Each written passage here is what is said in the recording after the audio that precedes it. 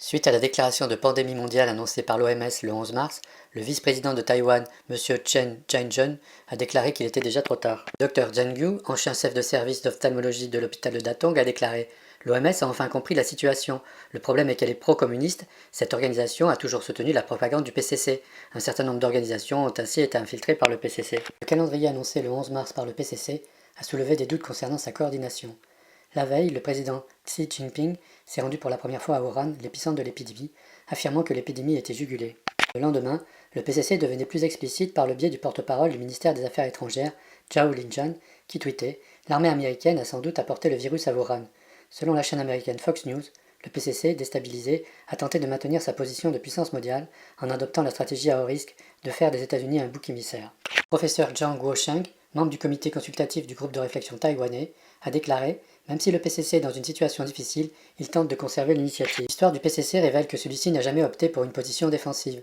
La longévité du régime chinois repose sur une règle absolue, celle d'être le dominant. Xiao Qiang, professeur au département des sciences de l'information à l'Université de Californie, a déclaré au Washington Post que les médias sociaux de Chine continentale sont un déballage de rhétorique anti-américaine.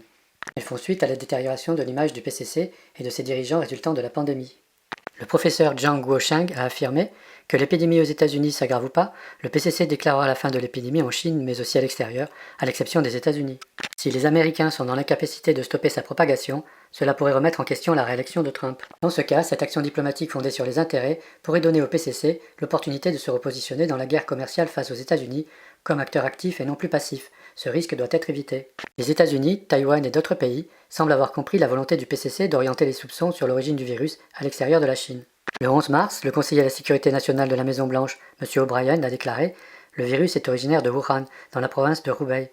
Malheureusement, le PCC a dissimulé l'existence de l'épidémie. La tentative des États-Unis et de Taïwan d'accuser la Chine d'être à l'origine de la pandémie dans le but de se soustraire à leurs responsabilités, puis de se présenter comme des sauveurs, c'est le monde à l'envers, a déclaré le 5 mars M. Ho Jiangan, porte-parole des affaires étrangères de la Chine.